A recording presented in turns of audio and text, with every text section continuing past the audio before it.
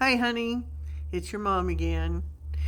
Hey, I know that thing that happened over the Christmas time was devastating, and I know that when Hillary reached out to me and I came over, that was even more devastating. And so you wanted to cut me off. So, yeah, great. That was so devastating to me. Um, I know I can't beat whatever you think you have going on there, obviously. So it's been rough, and I'm stumbling through this, and I'm not planning on how to say it. Just know that I am going to a women's weekend at the end of the month. I am working on myself. I am trying to figure out what the heck went wrong. I'm studying estrangement because that is exactly what this is. And um, it can be really super rough, but I feel like I'm getting stronger and making headway. I remember when Grandma Joan said, "You will never know what it feels like when your children don't speak to you until you've gone through it." And I never could understand it, and now I understand it. It's so devastating. So, anyhow, I wanted to talk to you a little bit about what happened when I was with Hillary. Is I started feeling comfortable with her, and I thought I could express what I have had going on since, maybe my entire lifetime. Who knows how long? A deep insecurity, feeling of abandonment. Um, it's not for you to judge. It's just for me to express, why what happened.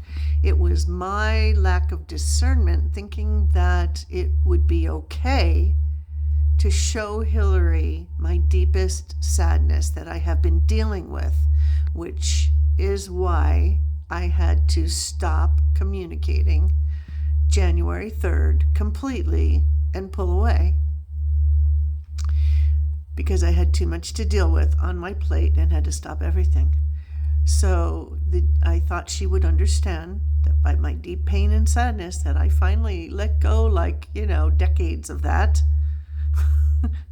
I was wrong. I was absolutely wrong in doing that. I thought I explained it, deeply enough that she would comprehend that I was being vulnerable and trusting her. And truly, when I got home and found out there was a hate note on my text, I was blindsided by this, absolutely blindsided.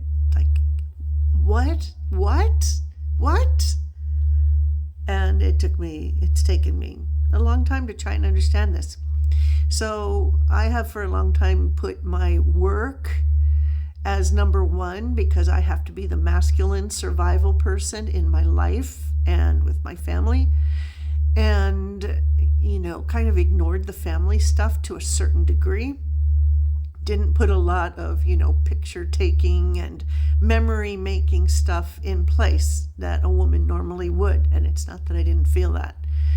I just felt so uncomfortable about making a living and trying to support myself that I put all my focus there. So I hope you will understand that. It's not natural for me. So when this little astrology thing hit last summer, Jupiter in Cancer, I got an overwhelmingly wonderful sense of wanting to participate in family. My sense is that Aunt Janet got really upset, thinking that I was trying to take over her position. And this is where a lot of the attack and upset came from. Possibly, I can't say for sure. I'm not speaking with her at all. I'm not answering her texts because they can only lead into downward spiraling. And I have learned that. So, with Hillary, I was so grateful to be there, so willing to do everything she said. But there was also this block in my mind that said, "I don't think you understand. I've been trying to do that consistently, persistently with you, inviting myself to come over and leave gifts, to stop by, to say hi, to come and go quickly since I'm only 20 minutes away, whatever it took, and then being completely shut out." most of the time having my texts not answered, days, weeks, trying again and again, trying to put my ego aside and say, okay, I'm being a mom here. I love my family. I'm going to keep trying. I know I'm obnoxious, but that's the way it felt. It's exactly what I did with my dad, who ran over me consistently throughout my life with absolutely no care. So again, I have created that with you. So I realize I have some deep stuff going on myself. I don't blame you for my deep stuff, and it's not your job to heal me. Okay? I get it. So I'm going forward with my own stuff. I'm happy. I'm excited. I'm overwhelmingly elated about it. It is my mission with God that I made an agreement with. And I don't want to put you as second to that anymore, because the pressure for all of this stuff is now wearing down in the cycles that we're going through. And I'm feeling relief in having to be the masculine for myself and be so determined about it. But now the new cycle, evidently, is to be in flow, to be in pleasure, to really choose what you want. And I want you, and I want your family, and I want to be good with them and appropriate with them and all this stuff. Making cupcakes, if that's the only thing I'm allowed to do for the rest of my life, then making cupcakes it will be.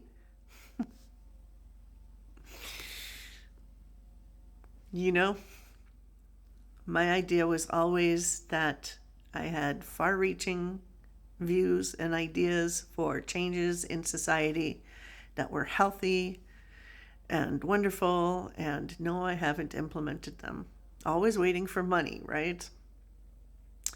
So that's why I kept focusing on money and saying, okay, when the money comes, I can implement all these plans, right?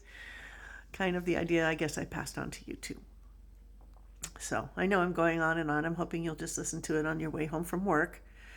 And know I deeply loved you. I did want to communicate the deep, intense grief and pain that I've always felt about not being communicated with, about being stood up for holidays, about being unattended for holidays when that was the only time I got to see you. Did I do that to Grandpa Barry? Yep. And I blamed him for everything. I scapegoated him for everything in my life. One day I woke up and realized it wasn't him. It was me not being able to communicate. So communication is the basis of everything. And that's why I keep asking you, are you mad at me?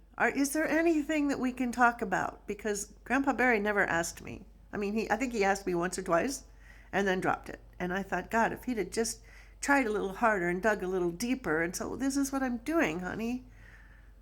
I'm trying to have a great relationship.